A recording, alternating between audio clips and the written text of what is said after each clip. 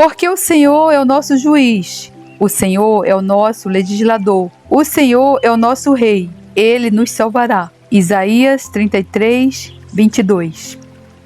Glórias a Deus, louvado seja o nome do Senhor, por todos os séculos dos séculos. Amém. Hoje eu começo esse ensino, dando continuidade ao ensino sobre a vida de Jesus, quem realmente foi e é Jesus. Como conhecer o Jesus da Bíblia?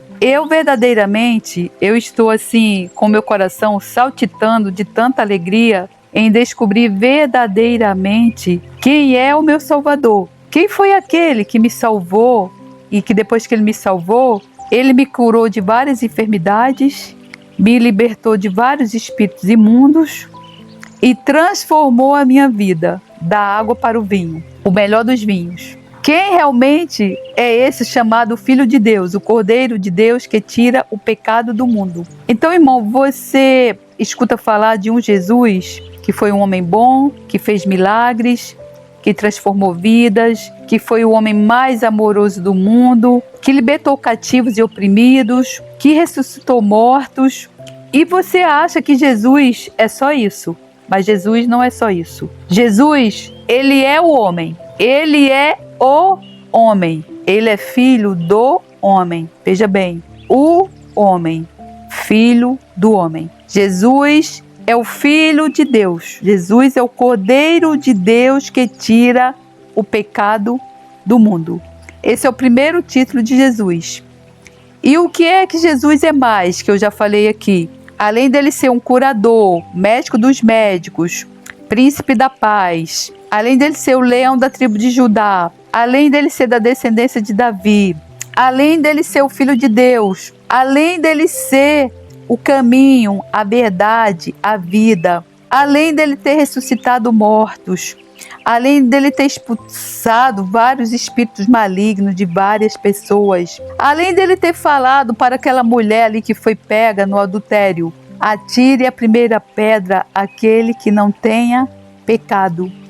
Além dele ter falado, é mais fácil falar perdoa os pecados dele ou levanta e anda, conforme ele falou para aquele paralítico ali, e o paralítico largou ali as muletas e saiu andando. Quem realmente é esse homem? Veja, quem realmente é, porque ele vive, ele reina. Então eu já descobri, através da palavra de Deus, que Jesus, ele é o Filho do homem, o Filho do homem, o Filho de Deus. Jesus é a semente da mulher que Satanás tentou destruir desde o início. Que Jesus, o amigo da nossa alma, ele é o Messias, ele é o rei dos judeus e também o nosso rei. Ele vive e ele governa. Jesus, o amigo das nossas almas, ele também é a verdade e ele veio para trazer a verdade. Jesus, o amigo da nossa alma, ele não é somente o Cordeiro de Deus que tira o pecado do mundo. Ele é o caminho, a verdade e a vida. Jesus também é o nosso advogado fiel. Jesus, o amigo da nossa alma, ele também é o nosso sumo sacerdote da ordem de Melquisedeque. Jesus, o amigo da nossa alma, ele também é o nosso leão da tribo de Judá. Jesus, o amigo da nossa alma, ele não veio trazer somente a paz. Embora ele seja chamado príncipe da paz, mas ele também veio trazer espada. Jesus, o amigo da nossa alma, ele é o verbo encarnado, ele é a própria palavra de Deus. Ou seja, sem Jesus, a Bíblia não existiria, a palavra de Deus não existiria. Jesus, o amigo da nossa alma, ele também é o centro da palavra de Deus. A sua morte e ressurreição é a base do Evangelho. O elemento existencial da pregação é Jesus crucificado. Jesus, o amigo da nossa alma, ele também é o Senhor dos senhores. Ele é o dono de todas as coisas, porque dele e por ele e para ele todas as coisas foram criadas. Jesus, o amigo da nossa alma, ele também é o único que pode nos dar a vida abundante. Eu também descobri que Jesus, o amigo da nossa alma, ele é a única ponte existente para fazermos a paz com o Deus Pai. Sem atravessarmos essa ponte, nós não podemos ser adotados como filho, porque não há uma outra ponte, não há outro caminho para a reconciliação e a paz com Deus. Somente através do Filho nós poderemos chegar ao Pai. Eu também descobri em sua palavra que Jesus é o Filho de Deus primogênito e o nosso irmão. Veja, Jesus é o nosso irmão mais velho. Veja que privilégio ter um irmão como Jesus, que deu a sua própria vida para nos salvar. E agora eu vou falar do Jesus, juiz, como diz aqui em Isaías 33, 22.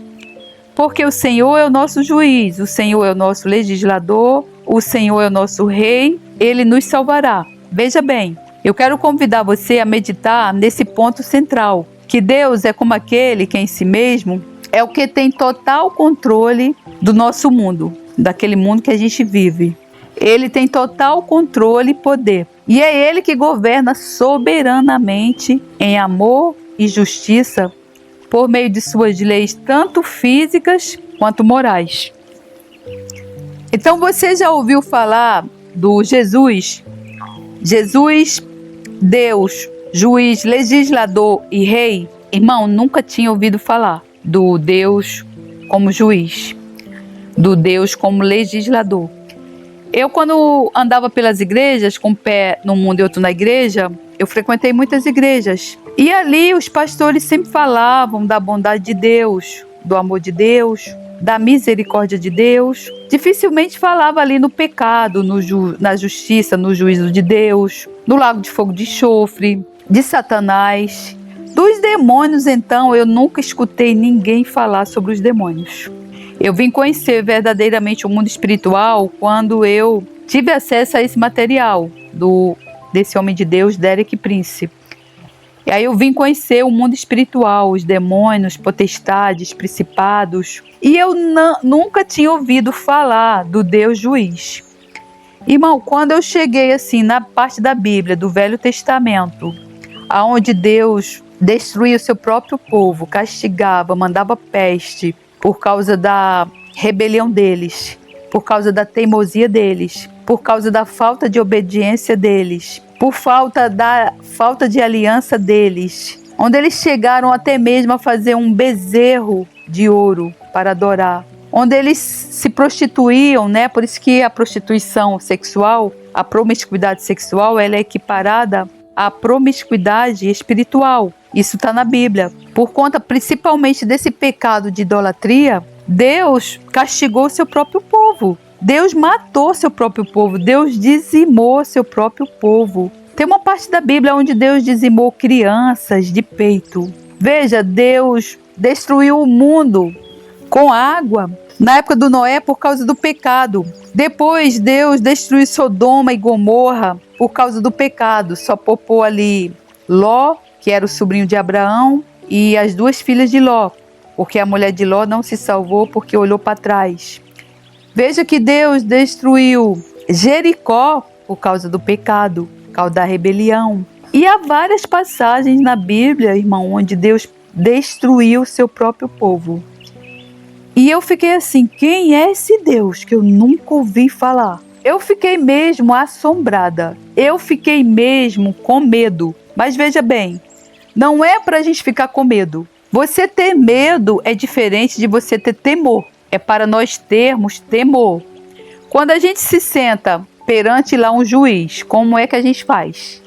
A gente só fala quando ele manda. Se ele mandar a gente se calar, a gente tem que ficar calado. Se você ali abrir a boca e falar algo que o juiz não goste, que o desacate, você vai ser preso ali naquela mesmíssima hora. Ou seja, perante um homem corruptível chamado juiz, a gente se senta e se comporta. Agora, perante o Deus, juiz, legislador, a gente nem teme e nem treme. Quando que a palavra de Deus diz crês tu que existe um só Deus? Fazes bem, porque até os demônios creem e tremem. Veja bem, até os demônios creem e tremem. Isso está em Tiago 2,19. Crês tu que Deus é um só? Fazes bem. Até os demônios creem e tremem. Até os demônios creem e tremem. Ou seja, os demônios, além de crerem que só existe um Deus, eles temem e eles tremem. E nós? Muitas vezes a gente nem crê no Deus Todo-Poderoso, no único Deus soberano, e muito menos a gente teme e treme. Irmão, eu vou falar uma coisa para você hoje. O que mais falta nos crentes, em cada um de nós, é o temor e o tremor. Não somente por Deus, mas pela sua palavra. Isso faz com que a gente não altere a palavra, que não acrescente coisas à palavra, que não retire coisas da palavra. Isso faz com que a gente trema diante da palavra de Deus. Você sabia que alguns grandes homens de Deus, eles liam a Bíblia ajoelhados? Pois é, há um grande homem de Deus, um que mantinha um orfanato somente com orações, é George Mueller. Depois você busca a biografia dele lá. Ele leu a Bíblia 150 vezes. Se eu não me engano, 50 vezes ele leu a Bíblia de joelhos. Veja bem. Então, irmão, o Deus juiz, que eu estou falando para você, eu não conhecia. Então, quando eu cheguei nessa parte da Bíblia, eu me assustei. Eu falei, quem é esse? Eu nunca ouvi falar. É preciso, irmão, a gente ter em mente que Deus, juiz, ele é legislador e rei. Ele é a soberania a qual precisamos nos submeter. Ele é a justiça a qual nós precisamos imitar e esperar. E a revelação da verdade na qual nós precisamos levar para viver. O lugar de Deus é tão alto e exclusivo que o texto de Isaías 33:22 confirma que todos os poderes são intrínsecos. Então, nos cabe considerar tal grandeza e colocar-nos em nossa condição e nos procurar viver em decência, respeito e trato humilde nessa queda. E em humildade, dependência, fé nele, temor e tremor. Então, só Deus, como juiz, ele é capaz de fazer justiça a todos de uma forma equânime e poderosa, né? E Deus, só ele é inatacável. Ele é a perfeição moral e em todos os seus demais atributos. Em Jó 8,3 diz assim: será que Deus perverteria o direito? Será que o Todo-Poderoso perverteria a justiça? Será que o Todo-Poderoso seria capaz de cometer uma injustiça e torcer o que é certo? Não. Veja que na argumentação de Jó, ele diz assim: quem o intimidará? Quem ousa levá-lo ao tribunal? Quem o obrigaria a comparecer? Quem o obrigaria a comparecer? Chamarei Deus ao tribunal? Irmão, qual é o homem que vai chamar Deus ao tribunal? Existe esse homem? Já nasceu esse homem, irmão, que possa fazer isso, chamar Deus ao tribunal? Não, irmão. Porque Deus é o homem. Jesus é o filho do homem. Deus é o homem porque Deus é Deus. Jesus é o Deus Filho porque ele é o filho do homem. Então, quem poderia me representar? Quem pode me intimidar? Quem me citará? Em Isaías 33:22 diz: porque o Senhor é o juiz, o Senhor é o nosso legislador, o Senhor é o nosso rei, ele nos salvará. Ponto final, irmão. Não tem mais para onde correr, não tem outro caminho, não tem outra ponte.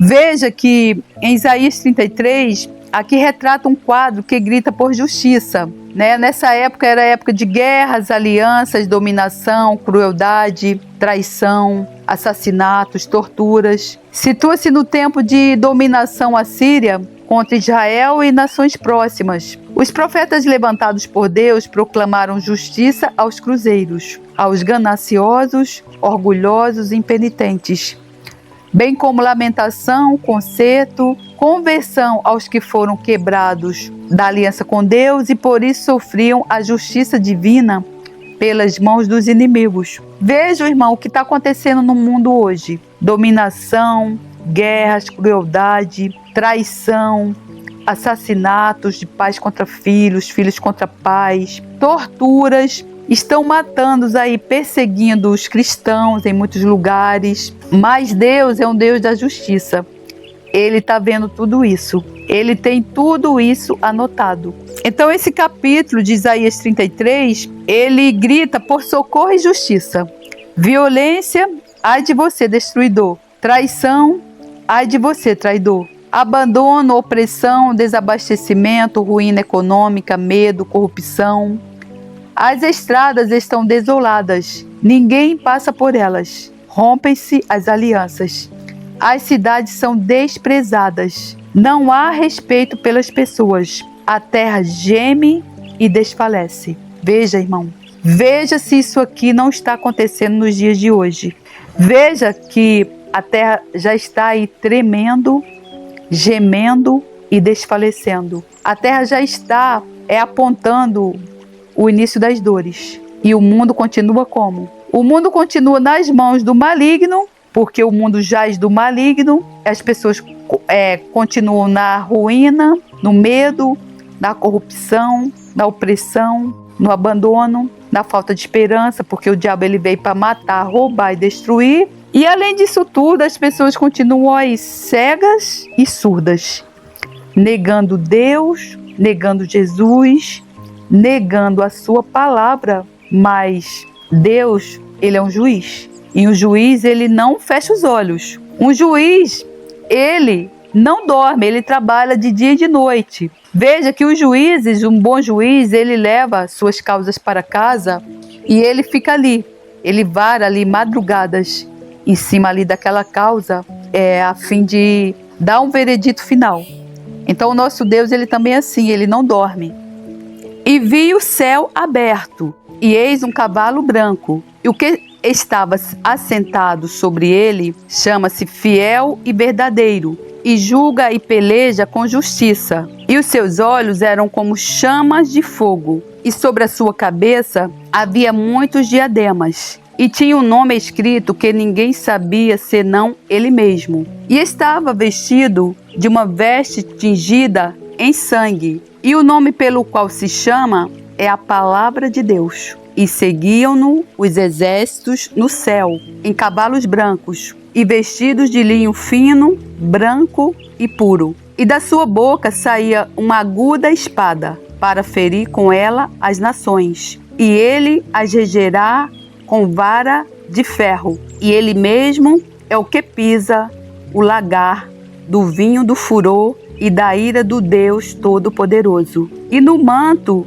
e na sua coxa tem escrito este nome: Rei dos Reis e Senhor dos Senhores. Apocalipse 21, 11 a 16. Glórias a Deus, Senhor, pela tua palavra, louvado seja o teu nome, Senhor, por todos os séculos dos séculos. Amém. Então, esse versículo ele vai tratar aí da vitória de Jesus Cristo, da volta de Jesus Cristo como um juiz para julgar o mundo, para julgar as nações, para julgar os povos. Veja que a palavra diz que ele está com uma espada em sua boca, porque nós seremos julgados de acordo com a palavra de Deus. Quem crer na palavra de Deus será salvo, quem não crer será condenado. Então a base para o julgamento de Deus é a sua própria palavra. E veja que ele está vestido com um manto tingido de sangue. Esse sangue é o sangue dos inocentes, o sangue dos mártires de todos aqueles que foram queimados vivos, mortos, sacrificados por causa do testemunho de Jesus e da sua palavra. E ele aqui é chamado Rei dos Reis e Senhor dos Senhores. Então esse juiz que voltará, e é muito em breve, porque os sinais já estão aí, o povo de Israel já está voltando para casa, muitos dos povos já estão perseguindo o povo judeu, e isso está nas profecias, que diz que quando o povo estiver voltando e vai haver muita perseguição, aquele antissemitismo vai crescer, e Jesus está às portas, ele está voltando. E veja como é a figura de um Deus juiz. E os 4 animais tinham cada um de per si 6 asas, e ao redor e por dentro estavam cheios de olhos, e não descansam nem de dia nem de noite, dizendo: Santo, Santo, Santo é o Senhor Deus, o Todo-Poderoso, que era e que é e que há de vir. Isso está em Apocalipse 4, 8. Essa é a figura de um juiz, do nosso juiz, aquele que vai vir nos julgar os povos e as nações. É um Deus santo, santo, santo, 3 vezes santo.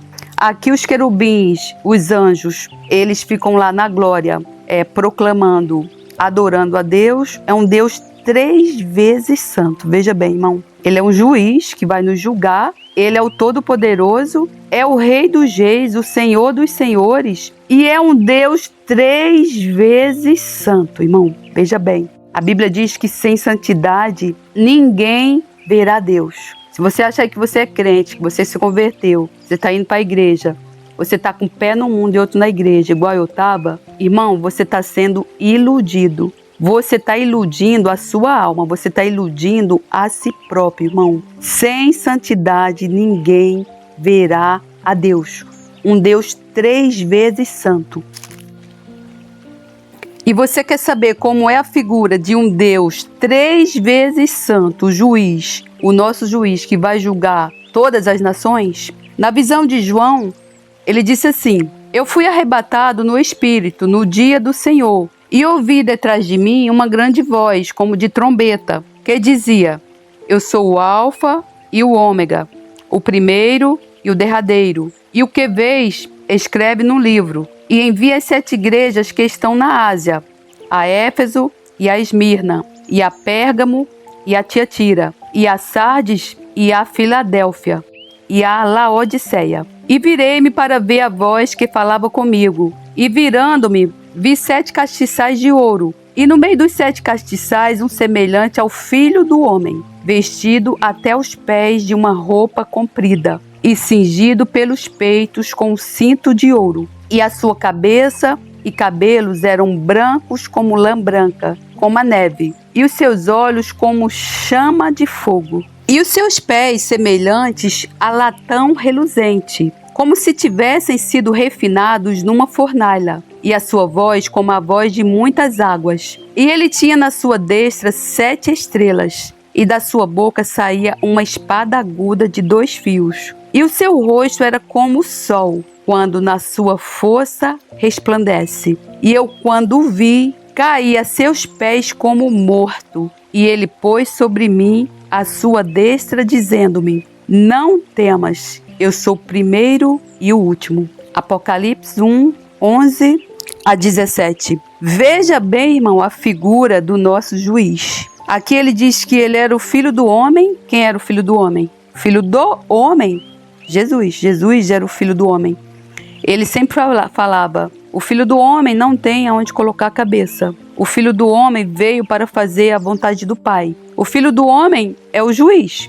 Veja que a sua cabeça tinha os cabelos brancos como a lã branca, como a neve. E veja um detalhe: os seus olhos eram como chama de fogo. E os seus pés semelhantes a latão reluzente, como se tivessem sido refinados numa fornalha. Veja bem, irmão. E a sua voz como a voz de muitas águas. Você já ouviu aquele barulho de um rio quando transborda? Eu tenho um rio na minha porta. E é assim, é tremendo. E veja o que saía da sua boca. Saía da sua boca uma espada aguda de 2 fios. O que é essa espada aguda de 2 fios? A própria palavra.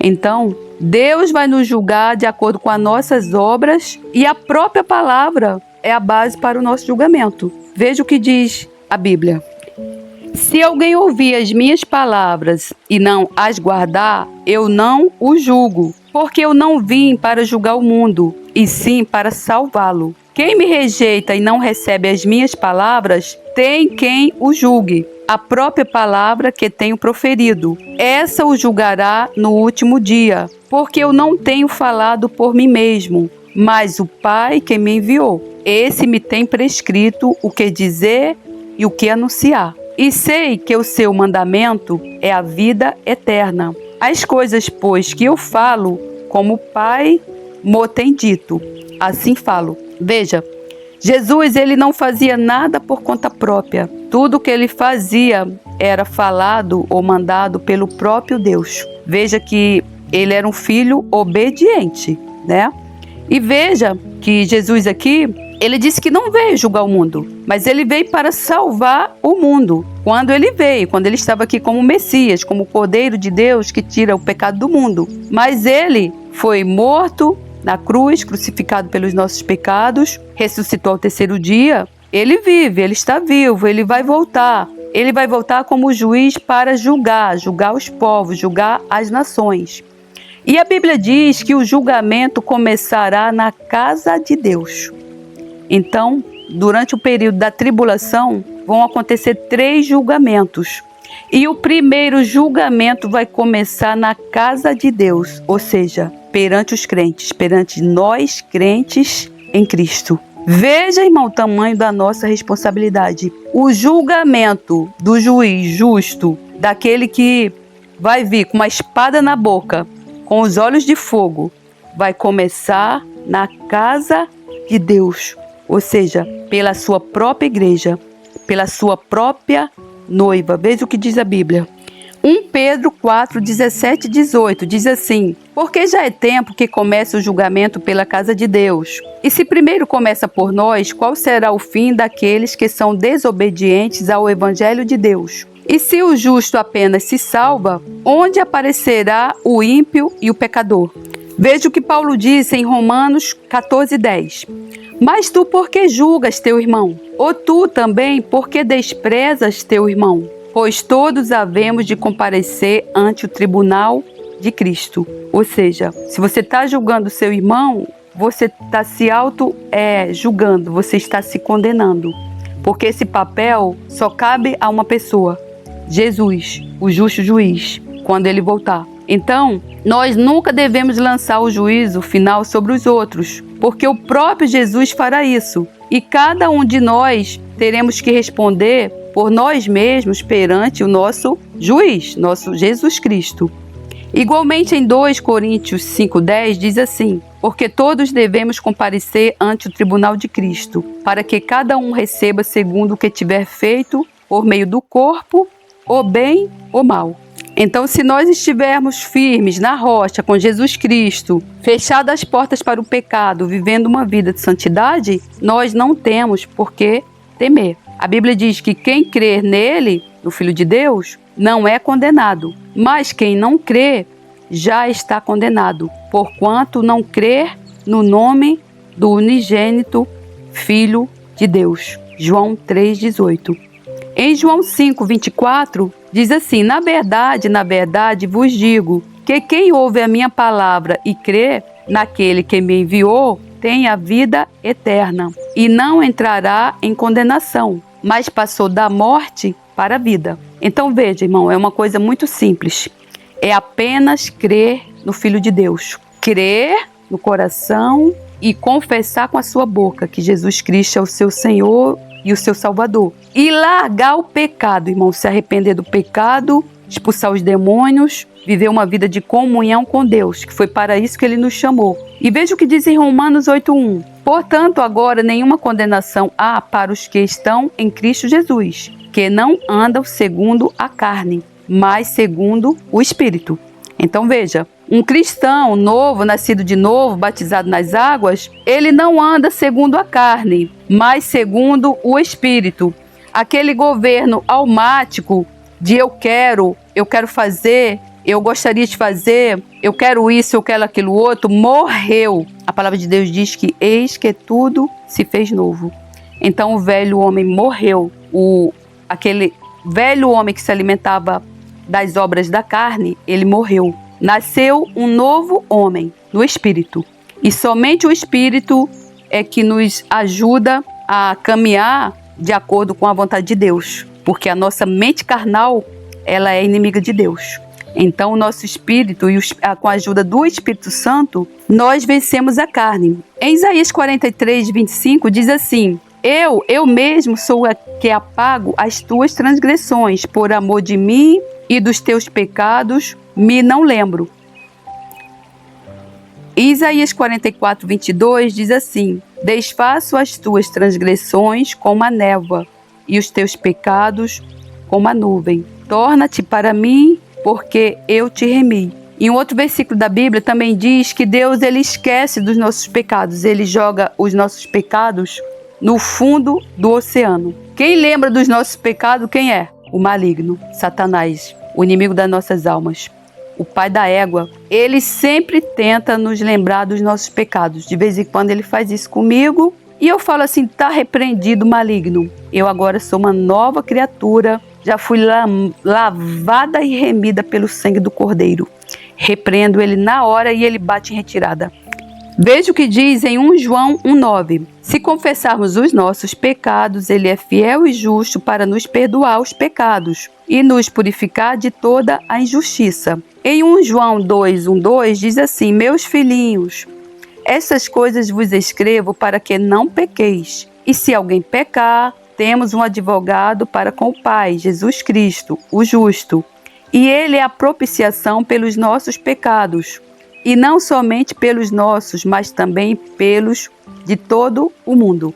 Então veja bem, ele diz aqui, se pecar, não é toda vez que pecar não, irmão. Crente não vive no pecado. É se pecar, se cair. Nós temos um advogado, que é o nosso Senhor Jesus Cristo, que ele vai tentar lá acalmar a ira de Deus. Irmão, quando a gente peca, Deus vai ficar irado com a gente. E aí, Jesus chega lá e fala assim, meu Pai, eu já dei minha vida por eles, já derramei meu sangue por eles. Calma aí, não manda as flechas para ele não. Aí sabe o que Deus faz? Tá bom, meu filho. Aí deixa a gente quieta. Porque Deus, eu acredito que Deus, ele é como um pai mesmo. Ele é como um pai não, ele é um pai. Ele vai mandar as flechas. Você já ouviu quando a gente pega um filho e a gente dá umas chineladas? E quantas vezes você deu uma chinelada no seu filho e você foi ali para um canto chorar? Arrependido de ter batido, arrependido de ter sido duro, arrependido de ter castigado, você vai chorar. Eu acredito que com Deus é a mesmíssima coisa. Ele manda as flechas porque ele não tem o que fazer, ele é um juiz justo.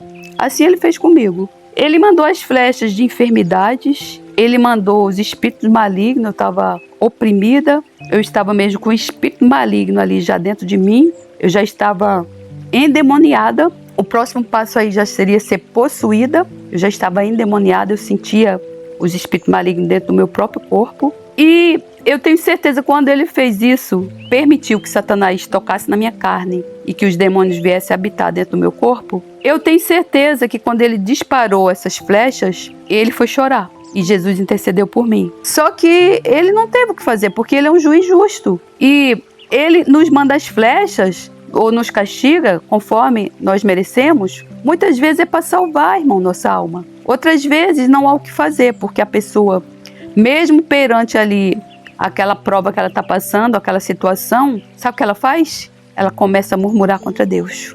Ela, em vez de se arrepender e falar, Deus, eu pequei contra ti, me arrependo dos meus pecados, ela só abre a boca para murmurar contra Deus. Aí pronto, irmão. Quando você começar a abrir a boca para murmurar contra Deus, não vai acontecer o que aconteceu somente com o povo dele, que ficou 40 anos perambulando no mesmo lugar parecido, o lugar era pequeno, ficou 40 anos ali padecendo, morreu toda uma geração. Só entraram 2 pessoas na terra prometida, Josué e Caleb. Veja bem, irmão, não há mais o que fazer. Quando você começar a murmurar contra Deus, ele vai virar as costas de um jeito que Jesus Cristo, o nosso intercessor, ele pode se ajoelhar ali, se humilhar perante Deus, que Deus não vai responder. Deus odeia, irmão, a murmuração. Por quê? Porque ele nos criou para a sua glória, para vivermos para a sua glória, para a glória do seu nome. Deus não nos criou, irmão, para a gente viver na murmuração, murmurando, não. Deus nos fez para o louvor da sua glória. Mas então, continuando, o Jesus, juiz, o Deus juiz, o Rei dos Reis, o Senhor dos Senhores, o amigo da nossa alma, ele vai começar o julgamento na casa de Deus. Então, depois dele julgar as nossas almas, ele também vai julgar as nossas obras. Ele vai levar em consideração todas as nossas obras. Veja o que diz em 1 Coríntios 3, 11 a 15. Porque ninguém pode pôr outro fundamento, além do que já está posto, o qual é Jesus Cristo. E se alguém, sobre este fundamento, formar um edifício de ouro, prata, pedras preciosas, madeira, feno, palha, a obra de cada um se manifestará, na verdade, o dia a declarará, porque pelo fogo será descoberta, e o fogo provará qual seja a obra de cada um. Se a obra que alguém edificou nessa parte permanecer, esse receberá galardão. Se a obra de alguém se queimar, sofrerá detrimento, mas o tal será salvo, todavia, como pelo fogo.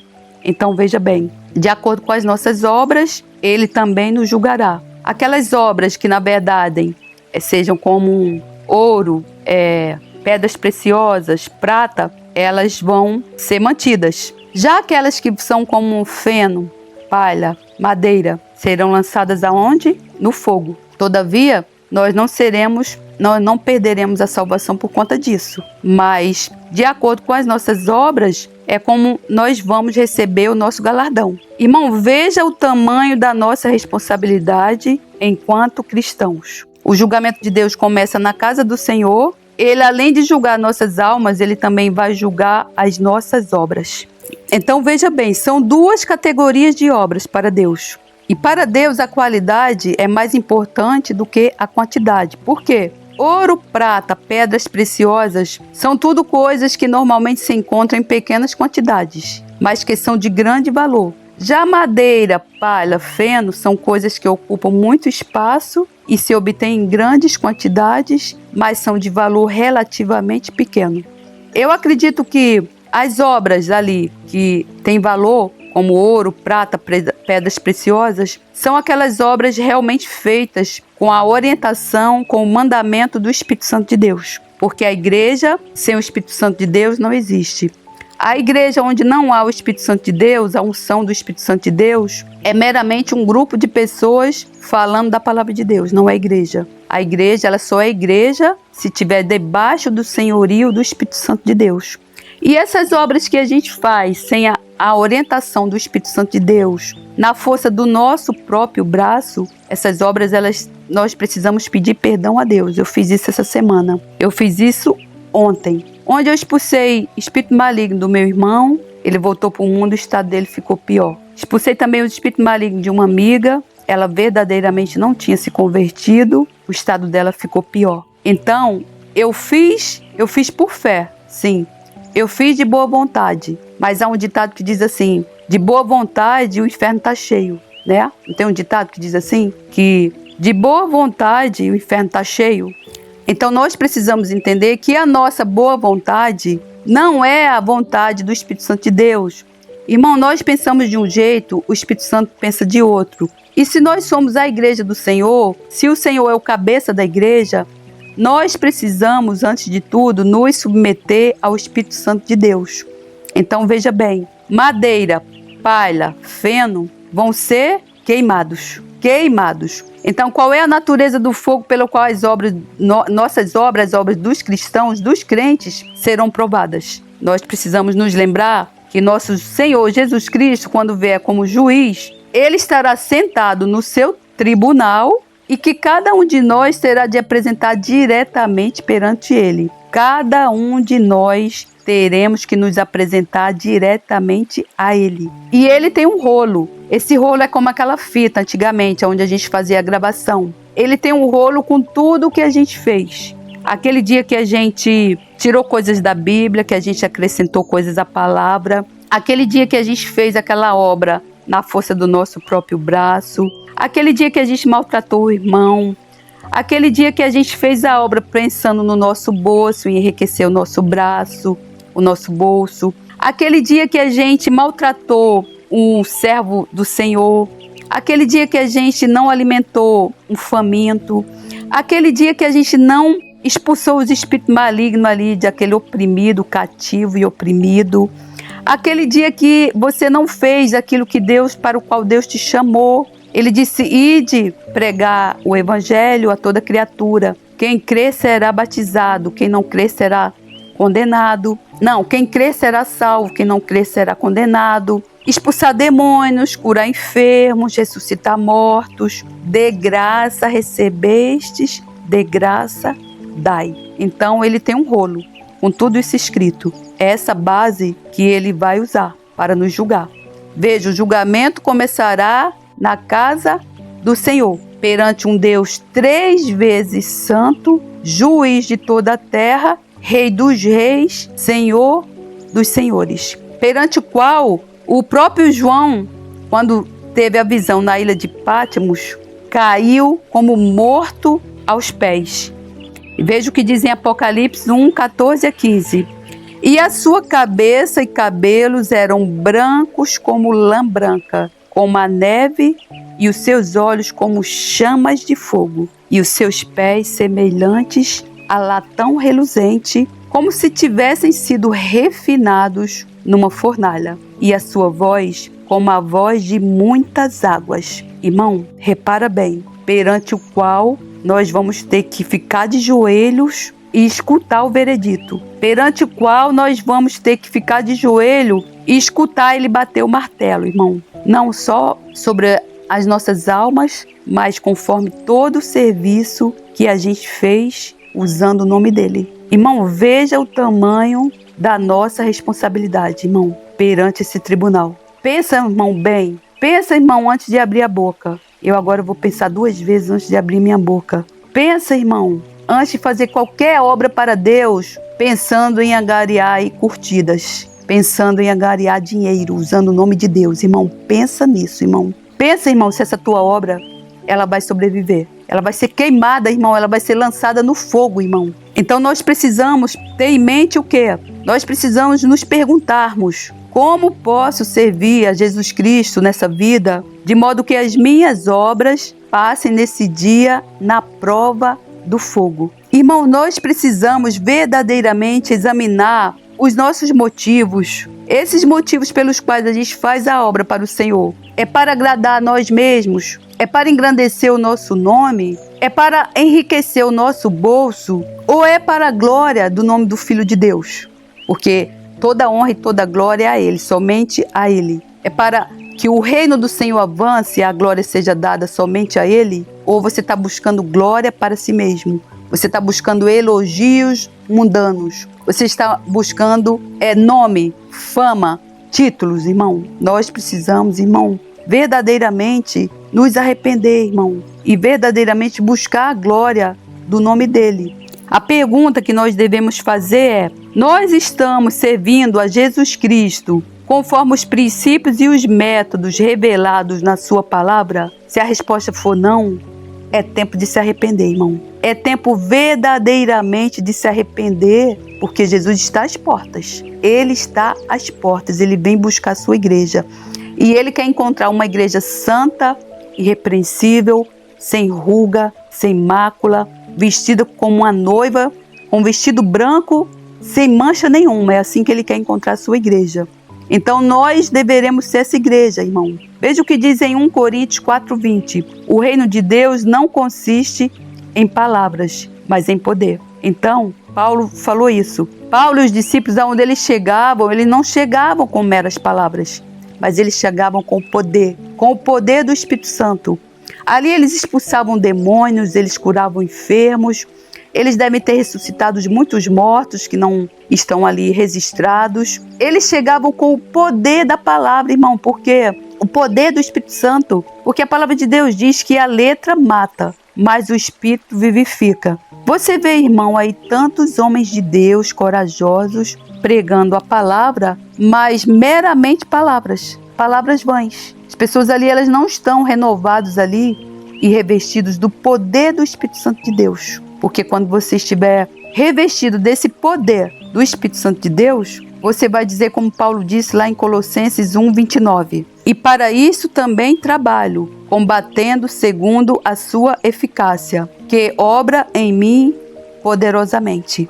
Veja, poderosamente. É desse poder que a igreja precisa. É desse poder que a igreja precisa ser revestida. Do poder do Espírito Santo de Deus. Para quê? Para não andar como quem está dando murro no vento. Não, a igreja tem que ter um alvo. O alvo é confrontar as trevas.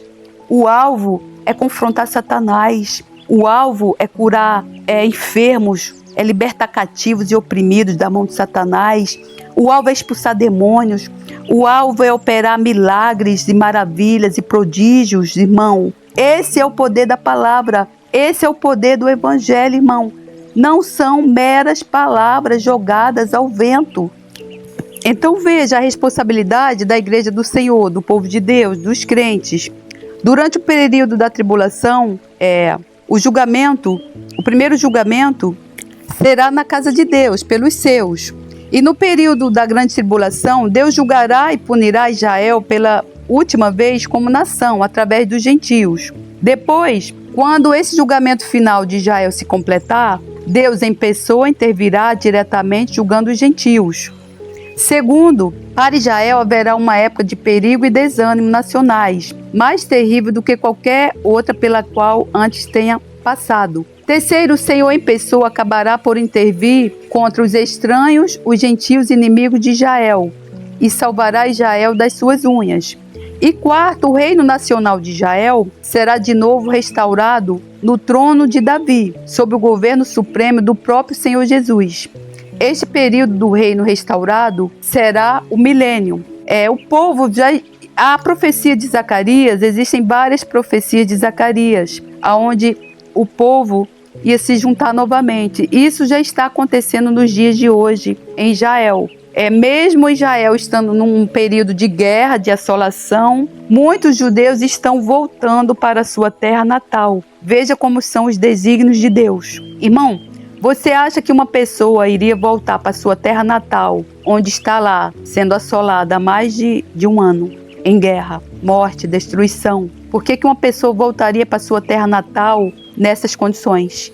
E o povo judeu justamente agora, hoje, está voltando. Segundo o último censo, houve mais retorno de judeus durante o ano passado do que em todos os anos.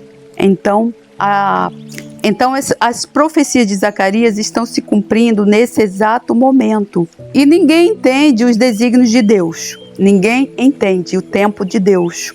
Mas a palavra de Deus, ela está se cumprindo nesse exato momento. Mas eu não vou me estender muito nesse assunto, porque esse assunto está bem especificado no último livro que eu coloquei aqui no canal, que se chama Os Alicerces da Fé Cristã, volume 3. Então, nesse livro aqui, o irmão Derek Prince, ele especifica, ele detalha, ele cita todos os versículos da Bíblia de como será o julgamento, quando o nosso Senhor, o nosso Rei, o nosso Salvador, o nosso Juiz voltar. Está tudo bem detalhado nesse livro. Veja, eu estou falando sobre Jesus, a volta de Jesus como juiz, como o julgador do mundo, das nações e dos crentes, porque o juízo de Deus começará pela nossa vida. Mas Jesus, o amigo da nossa alma, ele também, eu descobri que ele é chamado o segundo Adão. Adão foi apresentado em Gênesis 1, logo no começo da Bíblia, e é posteriormente apresentado em Gênesis 2:3. No sexto dia da criação, Deus criou o homem à sua imagem. A imagem de Deus o criou. Homem e mulher os criou. Em Gênesis 1:27 e Gênesis 2:7 explica melhor esse processo. Então o Senhor Deus formou o homem do pó, da terra, e soprou em suas narinas o fôlego da vida. E o homem se tornou um ser vivente. Veja, a Bíblia diz que do pó viemos e ao pó voltaremos. Então Deus nos criou do pó da terra e ao pó nós voltaremos. E Deus criou Adão. Adão foi criado diretamente por Deus. Foi o primeiro e único homem a vir à vida sem um pai humano, pelo menos até Jesus. E ele foi colocado no comando da terra e recebeu domínio sobre toda a terra para cuidar dela, como diz em Gênesis 1:26. E disse Deus: façamos o homem à nossa imagem, conforme a nossa semelhança, e domine sobre os peixes do mar e sobre as aves dos céus, e sobre o gado e sobre toda a terra, e sobre todo o réptil que se move sobre a terra. E criou Deus o homem à sua imagem. A imagem de Deus o criou. Homem e mulher os criou. E Deus os abençoou, e Deus lhes disse: frutificai e multiplicai-vos, e enchei a terra, e sujeitai-a e dominai, sobre os peixes do mar, e sobre as aves dos céus, e sobre todo o animal que se move sobre a terra. E disse Deus: eis que vos tenho dado toda a erva que dê semente, que está sobre a face de toda a terra, e toda a árvore em que há fruto que dê semente, ser-vos-á para mantimento. E viu Deus tudo quanto tinha feito, e eis que era muito bom, e foi a tarde e a manhã, o dia sexto. Então veja, Deus, quando criou, na criação do homem, a criação, ele criou o homem com o sopro da sua boca, do pó da terra, e Deus criou um homem e uma mulher. Ou seja, Deus criou o homem para a mulher e a mulher para o homem.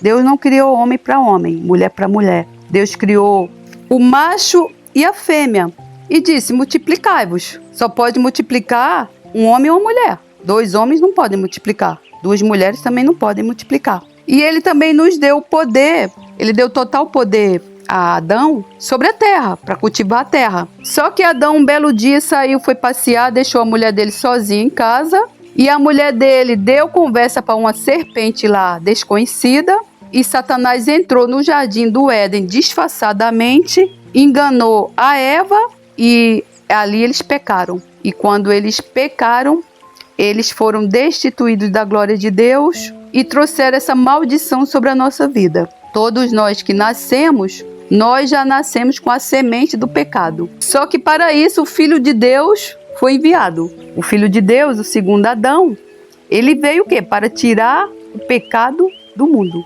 Ele veio para nos limpar do pecado. Jesus é o segundo Adão, que entrou no mundo para não somente para nos dar vida, nos fazer vivos, nos dar vida, mas para nos fazer justos. Veja o que diz em Romanos 5, 12, 21. Portanto, assim como o pecado entrou no mundo por um só homem, e a morte pelo pecado, e assim a morte veio a todos os homens. Quem trouxe o pecado para a nossa vida? O pecado espiritual, Adão. A Bíblia diz que o salário do pecado é a morte, mas o dom gratuito de Deus é a vida eterna. Então, quando Adão desobedeceu pelo pecado, ele trouxe morte, a morte espiritual, para a vida de cada um de nós. Pois assim como pela desobediência de um só homem, muitos foram feitos pecadores, assim também pela obediência de um só homem, muitos serão feitos justos. Então veja, enquanto Adão foi desobediente, caiu no pecado de rebelião contra Deus, pecou contra Deus, nos trouxe morte, Jesus ele veio, ele era o Filho do homem, ele veio na obediência, ele foi obediente até o fim, até a morte de cruz, e por conta disso, ele além de nos ter nos dado vida, ele também nos fez justos. Veja o que diz em 1 Coríntios 15, 45, 47. Mas o último Adão, Jesus Cristo, é o Espírito que dá vida. O primeiro homem foi feito do pó da terra, o segundo veio do céu. Então veja, Jesus é chamado de segundo Adão, porque a relação entre Adão e Jesus afeta nós todos. Enquanto um trouxe morte, pecado, a ira de Deus, o outro trouxe vida, o outro nos fez justificados, o outro nos reconciliou com o próprio Deus. Então Jesus é chamado de segundo Adão, porque a relação entre Adão e Jesus afeta sobremaneira todos nós. A comparação entre Adão e Jesus é feita para nos mostrar que a obediência de Jesus Cristo trouxe, além de justiça, reconciliação e vida. E enquanto a desobediência de Adão trouxe condenação, morte e pecado. Então veja, o amigo das nossas almas, além dele ser um juiz, ele também é o segundo Adão. É aquele que nos reconciliou com Deus, aquele que nos trouxe vida e somente aquele que pode nos limpar, nos purificar, nos justificar de todo o pecado. Veja quem é o amigo de nossas almas. O amigo das nossas almas, o nosso Salvador, o nosso Redentor, o leão da tribo de Judá, ele também é chamado de profeta. Ele foi um dos maiores profetas do mundo. um dos maiores profetas da palavra de Deus. Na Bíblia, Jesus é chamado de profeta em vários versículos. Veja o que diz em Marcos 6,4. Um profeta recebe honra em toda parte, menos em sua cidade, e entre seus parentes e sua própria família. Jesus, ele não foi bem recebido e reconhecido pela sua própria família, pelos seus próprios irmãos. Alguns irmãos de Jesus, eles só se converteram mesmo depois da ressurreição de Jesus. Tiago é irmão de Jesus e Judas. Judas, irmão de Jesus, ele foi muito provavelmente o autor da última carta do Novo Testamento. Em sua epístola, ele não se identifica como irmão de Jesus. Ele diz assim: servo de Jesus Cristo e irmão de Tiago. O próprio Tiago também adotou a mesma postura. Em Tiago 1, veja como eles também eram pessoas humildes e simples como Jesus. Eles poderiam se gabar e dizer irmão de Jesus. Não, eles dizem servos de Jesus. Judas não deve ser confundido com os outros personagens, como por exemplo Judas Iscariotes, o traidor. Judas Iscariotes, o traidor, e Judas chamado Tadeu são diferentes. Então, dois irmãos de Jesus, Tiago e Judas, o reconheceram como profetas, e eles escreveram 2 cartas no Novo Testamento. São livros poderosos, com ensino muito edificador. Eu já li 2 vezes. Eu vou deixar um versículo aqui de Judas, que eu gosto muito, e outro do livro de Tiago, para você ter a noção e para que o Espírito Santo de Deus te convença a você estudar esses livros. Mas vós, amados, edificando-vos a vós mesmos sobre a vossa santíssima fé, orando no Espírito Santo, conservai-vos a vós mesmos no amor de Deus, esperando a misericórdia de nosso Senhor Jesus Cristo para a vida eterna. E apiedai-vos de alguns, usando de discernimento, e salvai alguns com temor, arrebatando-os do fogo, odiando até a túnica manchada da carne. Ora, aquele que é poderoso para vos guardar de tropeçar e apresentar-vos irrepreensíveis com alegria perante a sua glória. Ao Deus único, sábio, Salvador nosso, seja glória e majestade, domínio e poder, agora e para todo sempre. Amém. Judas 1, 20 a 25. Poderoso esse versículo. Veja como é que ele fecha. Muito poderoso esse versículo.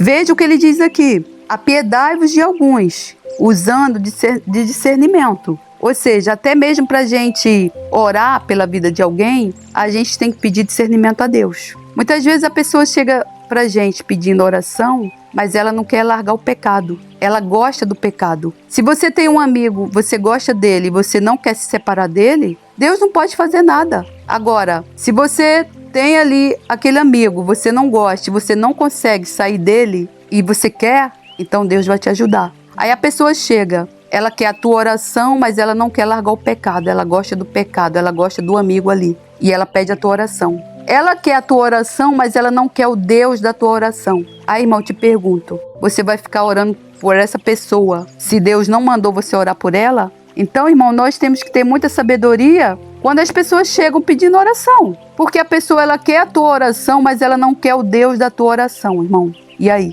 o que a gente tem que fazer? Falar com Deus. Pedir discernimento a Deus. Então diga, veja que aqui também diz, e salvai alguns com temor, arrebatando-os do fogo, odiando até a túnica manchada da carne. Agora eu te pergunto, irmão, você crente, está buscando santidade, está buscando uma comunhão com Deus, como é que você vai viver sentado na mesa dos escarnecedores, irmão? Como? Se aqui diz para a gente odiar até mesmo a túnica manchada da carne pelo pecado. Irmão, você precisa ter em mente que os lenços de Paulo, ter em mente não, a Bíblia diz que os lenços de Paulo curavam pessoas enfermas e expulsavam demônios. Você quer saber onde é que está escrito isso? Eu vou te deixar, porque a gente tem que matar a cobra e mostrar o pau. Quando uma pessoa pergunta algo pra gente, a gente diz, olha, isso está na Bíblia. Mas a gente tem que ler o versículo da Bíblia e dizer onde é que está. porque muitas vezes a pessoa não acredita. Ela vai acreditar quando você faz a proclamação da palavra, porque quando você está fazendo a proclamação da palavra, não é a palavra de Deus, é o próprio Deus falando através da sua boca, porque a palavra ela foi criada como? Pelo próprio Deus. Então, quando a gente está proclamando a palavra de Deus, a gente está soprando o sopro de Deus, o sopro da palavra de Deus. Então, eu vou deixar esse versículo onde diz que os lenços de Paulo curavam enfermos e expulsavam demônios. E você vai acreditar em nome do Senhor Jesus.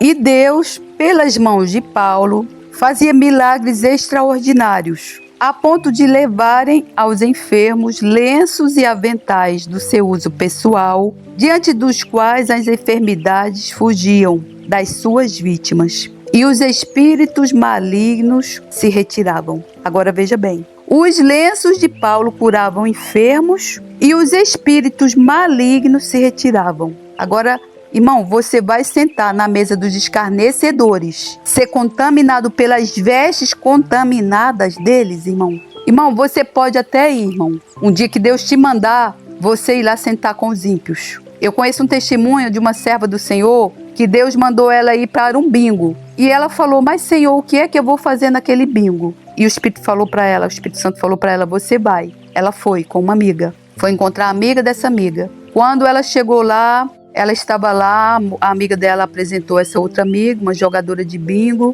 toda arrumada, toda bonita, toda maquiada. O Espírito Santo de Deus falou, vai lá agora e fala esse versículo para ela. Ela nem sabia os versículos mesmo de cor. Ela disse que chegou perto daquela mulher, começou a conversar e falou assim, Deus falou para eu te falar esses versículos. Ela falou os 3 versículos para a mulher. A mulher caiu no choro e falou assim, hoje mesmo eu deixei tudo pronto em casa para me matar. Eu ia tirar minha própria vida, porque eu não aguento mais essa vida de escravidão. Ela era escrava do jogo, não tinha vida, não tinha amigos, já tinha acho que perdido tudo no jogo. Era escrava de Satanás. Nesse mesmo dia, essa mulher entregou a vida para Jesus e teve a vida transformada. Então, quando Deus te mandar, irmão, você ir para a boca do fumo, para a boca de fumo lá, junto com os bandidos, você vai.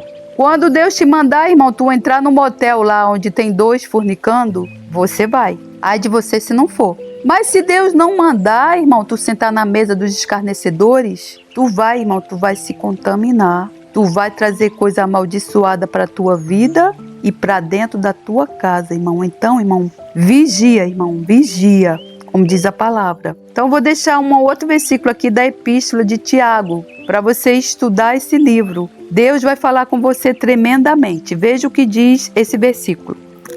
Sede, pois, irmãos, pacientes até a vinda do Senhor. Eis que o lavrador espera o precioso fruto da terra, aguardando com paciência, até que receba a chuva temporã e seródia. Sede vós também pacientes, fortalecei os vossos corações, porque já a vinda do Senhor está próxima. Irmãos, não vos queixeis uns contra os outros, para que não sejais condenados. Eis que o juiz está à porta. Tiago, capítulo 5, 7 a 9. Veja o que ele falou aqui. Eis que o juiz está à porta. Irmãos, o juiz está às portas mesmo. Maranata, hora vem, Senhor Jesus. Irmãos, o juiz está às portas, irmão.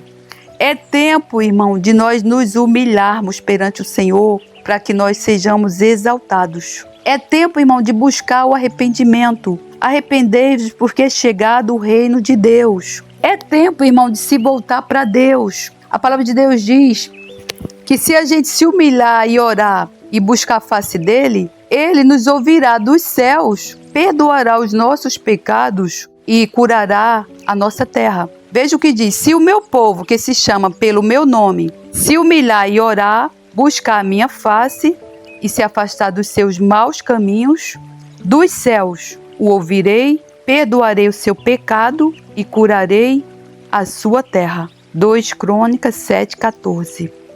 O Senhor é quem dá pobreza e riqueza, ele humilha e exalta. 1 Samuel 2,7. O orgulho do homem o humilha, mas o de espírito humilde obtém honra. Provérbios 29, 23. Como diz a Escritura, todo que nele confia jamais será envergonhado. Romanos 10, 11. E a esperança não nos decepciona, porque Deus derramou seu amor em nossos corações, por meio do Espírito Santo que Ele nos concedeu. Romanos 5, 5.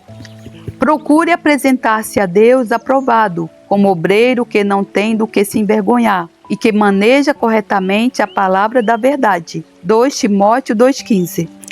Em lugar da vergonha que sofreu, o meu povo receberá a porção dupla, e em vez de humilhação, ele se regozijará em sua herança, pois herdará a porção dupla em sua terra, e terá alegria eterna. Isaías 61, 7.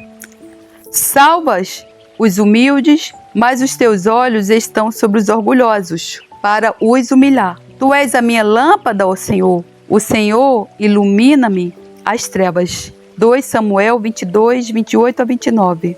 Pois todo aquele que a si mesmo se exaltar, será humilhado. E todo aquele que a si mesmo se humilhar, será exaltado. Mateus 23, 12. E ele prosseguiu: não tenha medo, Daniel. Desde o primeiro dia em que você decidiu buscar entendimento e humilhar-se diante do seu Deus, suas palavras foram ouvidas, e eu vim em resposta a elas. Daniel 10, 12. Seja a atitude de vocês a mesma de Cristo Jesus, que, embora sendo Deus, não considerou que o ser igual a Deus era algo a que devia apegar-se, mas esvaziou-se a si mesmo, vindo a ser servo, tornando-se semelhante aos homens. E sendo encontrado em forma humana, humilhou-se a si mesmo e foi obediente até a morte e morte de cruz. Filipenses 2, 5 a 8. Então é isso, irmão. Eu espero que você entenda que Jesus, Ele é o Cordeiro de Deus que tira o pecado do mundo. Ele é o caminho, Ele é a vida, Ele que nos salva, nos liberta, nos cura. Ele nos purifica de nossos pecados, Ele nos redime da maldição da lei, Ele é o nosso sumo sacerdote, Ele é o nosso advogado fiel, Ele é o nosso leão da tribo de Judá. Ele é o Cordeiro de Deus que tira o pecado do mundo, mas Ele é o juiz. Ele é o nosso juiz, é o nosso legislador e Ele é o nosso salvador. E veja bem, Ele é o maior exemplo de humildade da face da terra, do mundo, do que se já ouviu falar. Não houve no mundo uma pessoa que é um rei, que reina, vive e é a pessoa mais humilde do mundo. Ele foi obediente, a pessoa mais obediente do mundo foi ele. Ele foi obediente até a morte de cruz, até as últimas ali. Ele foi obediente. Além dele ter sido compassivo, amoroso, bondoso, piedoso, paciente, o Cordeiro de Deus que tirou o pecado do mundo, mas Ele é juiz. A gente não pode esquecer. A gente não pode esquecer que Ele tem um rolo nas mãos, com todos os nossos delitos, todas as nossas iniquidades, todos os nossos pecados, todas as palavras que saíram da nossa boca, nós também vamos ter que dar conta. Todas as obras mortas que nós fizemos, todas as obras na força do nosso próprio braço, tudo, irmão, exatamente tudo. Nós vamos estar perante Ele vai estar com os olhos de fogo, os pés reluzentes como metais e uma espada afiada de 2 gumes em sua boca. E nós vamos estar ali ajoelhados perante Ele. Ele vai estar com o cetro na mão, eu acredito que esse cetro será como um martelo de um juiz. E assim, a gente tem que pensar que quando ele bater aquele martelo, quando o juiz bate o martelo, não há mais o que você fazer, é como se fosse aquele juiz do STF, Supremo Tribunal Federal. É o último recurso aqui da Justiça dos Homens. Quando o juiz do STF, ele bate o martelo, pá, em cima da mesa, não tem mais como recorrer, não tem mais. Dali você vai ser encarcerado, dali você vai padecer ali naqueles grilhões. Às vezes é prisão perpétua, não que no Brasil não tenha prisão perpétua, né? Mas em muitos lugares aí existe a prisão perpétua e existe aquele crime de morte, que é julgado à cadeira elétrica, julgado à morte. E então a gente não tem como fugir, irmão. Dessa martelada, irmão, na mesa, pá! Não tem, irmão. Nenhum de nós. Não tem, irmão, escapatória. Não tem como fugir do juiz. Não tem como fugir da ira de Deus. Não tem como fugir de um Deus 3 vezes santo, santo, santo. É isso, irmão. Eu espero que você medite, irmão, nesse ensino e que Deus possa abrir teus olhos para você conhecer a verdade, porque é a verdade é quem liberta. Eu não sabia quem era o Deus juiz. Eu só conhecia o Deus bom. As pessoas só falam do Deus bom, do Deus maravilhoso, do Deus bondoso, do Deus piedoso, do Deus que vai prosperar a sua vida, do Deus que abençoa. Mentira, irmão. O Deus que abençoa é para aqueles obedientes. As bênçãos da palavra de Deus são para os obedientes, irmão.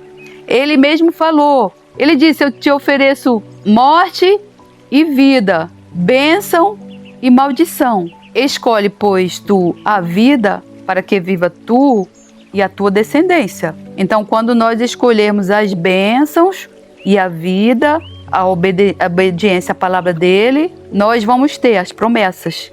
Deus não é homem para que minta, nem filho do homem para que volte atrás. Ele vai nos abençoar, ele vai nos dar vida, ele vai curar a nossa terra. Ele será a nossa videira, nós seremos os seus ramos. Jesus será a nossa rocha, a rocha da nossa salvação. Ele nos justifica e ele nos dará vida. Ele nos cura. Mas veja bem, ele pede uma coisa: arrependimento verdadeiro, porque ele vê o nosso coração, largar o pecado, fechar as portas para o pecado, uma vida de obediência, uma vida de santidade. Um juiz 3 vezes santo, santo, santo, ele pede obediência e santidade.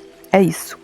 Eu espero em Deus que esse ensino possa edificar a sua vida e que Deus abençoe a sua vida rica e abundantemente. Amém. Glórias a Deus. Que o seu reino avance e a glória seja dada somente a Ele, porque dele, por Ele e para Ele são todas as coisas. Amém. Graças a Deus.